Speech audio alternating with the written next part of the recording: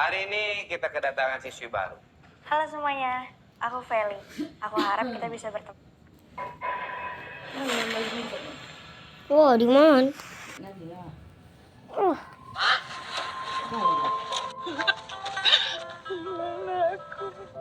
Kau jauhkan aku dari anak-anakku. Hai, jumpa lagi nih sama Bang Pargu. Semoga kaulah muda dan kaulah tua yang menonton video ini selalu diberikan kesehatan, kesuksesan, dan juga kebahagiaan ya. Amin. Kali ini Abang Pargu akan membahas film karya anak bangsa Indonesia berjudul Ngeri-Ngeri Sedap tahun 2022. Mengisahkan tentang sepasang suami istri asal Sumatera Utara yang rindu dengan ketiga anaknya yang 6 tahun gak pulang-pulang. Sehingga mereka pun memakai cara yang agak kontroversi. iya di ini kita nonton ini guys ya, nonton Ngeri-Ngeri Sedap ya. Pulang ke kota kelahirannya. Ya udahlah ya, daripada lama mending duduk santai, miringkan HP dan let's play the story. Gawat ini, gawat kenapa? Nggak ngerti lah aku. Kalau Kalian tonton di shot Latar agak. belakang di Kepulauan Sumatera yang terletak di daerah Toba, Sumatera Utara, hiduplah seorang Akan bapak yang upload lagi ini, nongkrong akan di upload, warung mata bernama kalian Pak tahu. Toba. Di tengah asiknya mereka ngopi bareng, ada tayangan di televisi yang memperlihatkan pelawak asal Medan bernama Gabe yang ternyata adalah anak ketiga dari Pak Domu.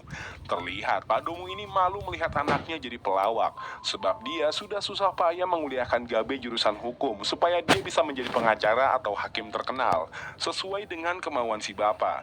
Namun si Gabe nampak gak setuju dengan kemauan Pak Domu. Gabe bilang bahwa dia bukan anak kecil lagi yang bisa diatur-atur.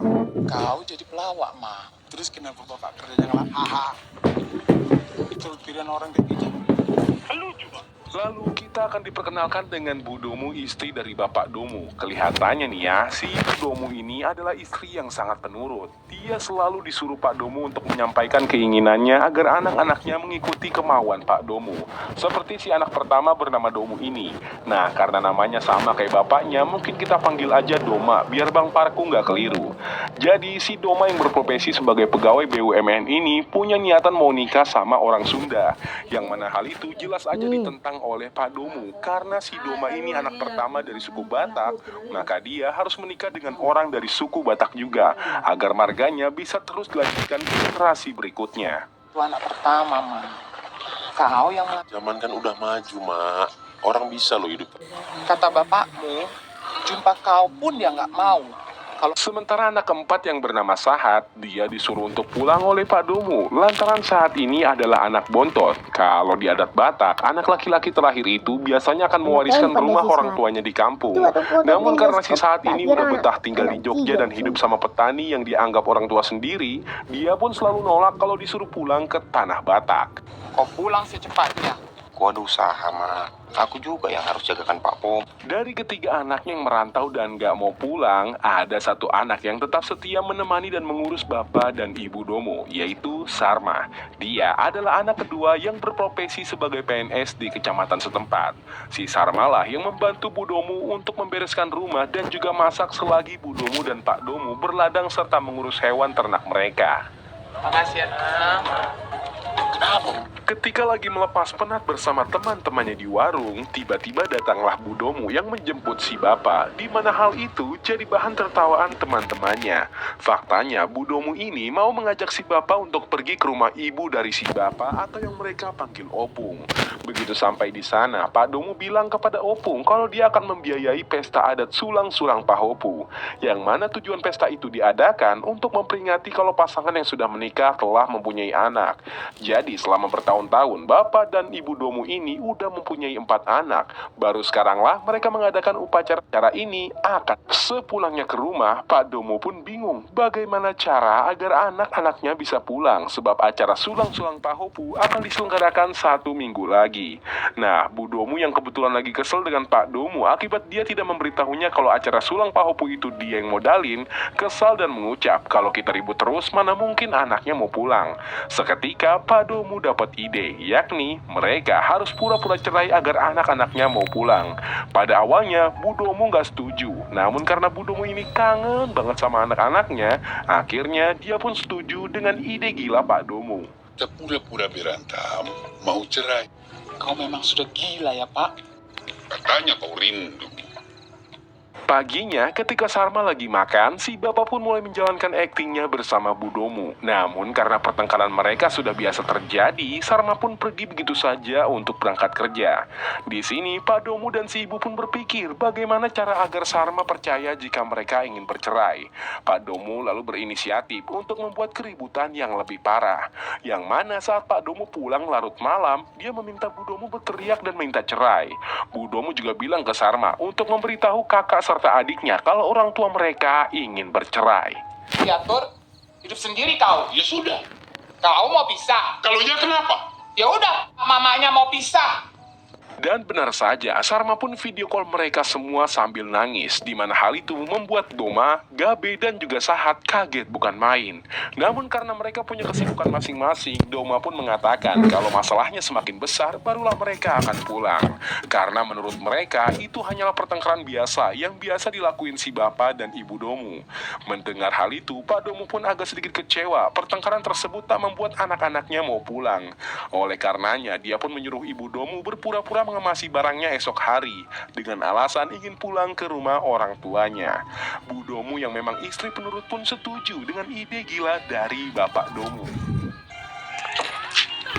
Kau tidak itu, kau pergi. Yo. Tunggu aja. Jangan bahas soal cerai. Keesokan harinya, sesuai permintaan Pak Domu, si ibu pun mengemasi barangnya dan berdiri di pinggir jalan. Tentunya hal itu pun membuat Sarma khawatir dan langsung menghubungi adik beserta kakaknya, di mana Bu Domu ini bertingkah seperti layaknya anak kecil. Dia mengancam jika anak-anaknya nggak mau pulang untuk membereskan masalah ini, sekarang juga dia bakal pulang ke rumah ibunya. Dan alhamdulillahnya, Doma, Gabe, dan juga Sahat merayu si ibu dan bilang kalau besok mereka bakalan pulang. Namun di tengah kesenangan Bu Domu, ada Pak Pendeta yang bertanya mau kemana, sehingga Bu Domu pun beralasan kalau dia ingin mengantarkan Sarma bekerja. Mau komentar si Sarma pergi kerja, Mang. Pergi asmu. Masing-masing dari mereka lalu meminta izin. Gabe meminta izin kepada produsernya untuk pulang kampung selama 2 hari. Sementara si Doma izin kepada mertuanya untuk pulang sebab ada masalah dalam keluarganya. Lucunya, di sini mertua Doma yang orang Sunda bilang kalau sampai Doma nggak balik lagi ke Bandung, maka Doma harus mengganti uang gedung pernikahan yang sudah dibayar bapak mertuanya. Sedangkan si Sahat yang tinggal di Jogja bersama petani pun izin dengan Pak Bromo. Dengan baik hati, Pak Bromo mengizinkan Sahat pulang. Bahkan dia berpesan dimanapun Sahat berada, dia harus bermanfaat bagi orang lain. Orang tuamu butuh kamu kok. Itu harus bisa memberikan cahaya bagi orang. Setibanya Sahat, Doma, dan Gabe di bandara, terlihat di antara Gabe dan Doma tidak akur satu sama lain. Hingga si Sahat pun kesal melihat abang-abangnya selalu bertengkar. Gak lama setelahnya, datanglah Sarma yang memeluk mereka. Dia bingung harus sedih atau senang sebab di tengah kebahagiaan melihat adik dan juga abangnya pulang, orang tua mereka sedang dalam masalah. Dalam perjalanan, Gabe juga bilang kalau besok hari dia sudah harus pulang lantaran jadwal syutingnya padat. Ia meminta malam ini juga masalah orang tuanya cepat diselesaikan. Besok aku harus pulang. Aku cuma bisa izin 2 hari. Cari solusi selain cerai. Sementara itu di rumah, Bu Domu nampak bahagia dan gak sabar melihat anak-anaknya pulang. Dia juga bertanya apa rencana selanjutnya. Pak Domu mengatakan nanti kalau Pak Domu menunjuk kepada bibirnya, maka si ibu harus adu bacot dengan Pak Domu. Nah, kalau dia menunjuk ke matanya, maka Bu Domu harus menangis. Pak Domu juga berpesan supaya Bu Domu ini pura-pura cuek agar anak-anaknya berpikir kalau dia lagi ada masalah. Kelihatan dingin ke anak-anakmu itu. Iya Pak, ngerti aku. Begitu sampai di rumah tempat kelahirannya, Bu Domu pun gak bisa membendung air matanya. Padahal sebelum itu, Pak Domu udah bilang agar Bu Domu pura-pura cuek. Tapi yang namanya seorang ibu pasti bahagia melihat anak-anaknya yang udah sukses pulang ke rumah. Sedangkan Pak Domu yang kedatangan mereka terlihat sarkas dan mengatakan kepada anak-anaknya kalau mereka udah lupa sama orang yang udah bikin mereka sukses, yaitu Pak Domu sendiri. Lupa sama yang bikin sukses. Sukses ya kalian ya. Malam harinya saat hendak makan malam, akting dari si bapak dan ibu Domu benar-benar membuat anak-anaknya pusing. Di mana pada saat makan, Pak Domu takut kalau makanannya diracun oleh ibu Domu. Sehingga Gabi pun mendoakannya biar nggak ada yang meninggal sesudah makan masakan Bu Domu. Bahkan di momen yang harusnya bahagia, si bapak membuat Doma kesal dengan mengucapkan bahwa masakan Bu Domu yang enak nggak bikin dia pulang ke kota kelahirannya. Enak sedunia. Nggak ada yang... Tapi masakan mamamu pun nggak sanggup bikin kau pulang kan? Lalu saat selesai makan dan mereka bertanya apa alasan Bu Domu ingin bercerai dengan si bapak, sesuai kode dari Pak Domu, Bu Domu pun mengikuti semua instruksinya, dari mulai berbicara sampai menangis, sehingga membuat anak-anaknya nggak tega, dan memutuskan untuk membicarakan masalah ini besok pagi.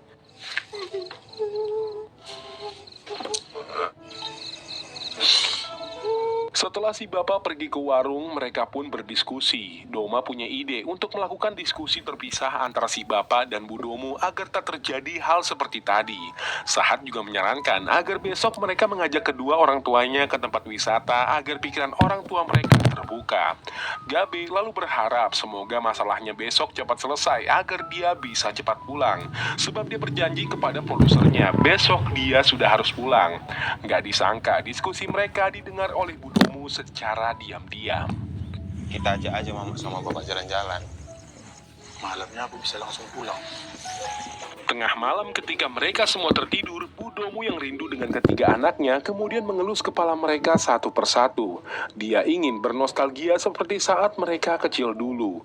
Gak lama setelahnya, Pak Domu pun datang. Bu Domu lantas menariknya ke kamar dan bilang kalau besok anak-anak ingin mengajak mereka ke tempat wisata. Di sini Pak Domu pun meminta supaya Bu Domu gak terlihat kegirangan. Kalau bisa saat anak-anaknya mengajaknya, Bu Domu harus menolak dulu biar terlihat kalau Bu Domu ini lagi punya masalah. Ya, pura-pura nolak. Jangan langsung mau. Semua orang tua juga senang kalau ketemu anaknya. Keesokan harinya, Sahat pun menghampiri Bu Domu yang lagi tidur. Dia mengajaknya untuk liburan ke Bukit Holbung. Awalnya, Bu Domu menolak. Tapi setelah dibujuk 2 kali, Bu Domu pun mau gitu aja. Hingga ketika mereka dalam perjalanan menuju tempat wisata, Pak Domu dan si ibu memainkan perannya. Mereka ribut sampai si Sahat yang duduk di belakang pindah ke tengah agar orang tua mereka tak bertengkar lagi. Tentu saja, ibu dan Pak Domu pun senang melihat anak-anaknya peduli kepada mereka.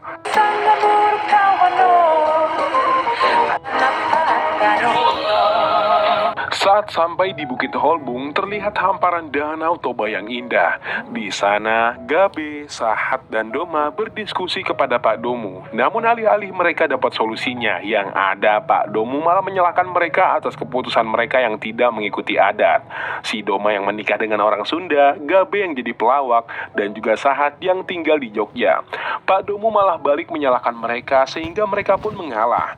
Begitu juga dengan Bu Domu. Sebenarnya dia nggak setuju dengan keputusan mereka bertiga. Apalagi paksaan dari Pak Domu membuat mereka tak mau pulang.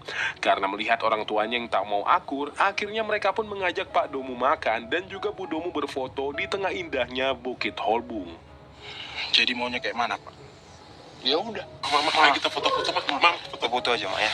Cerai kan?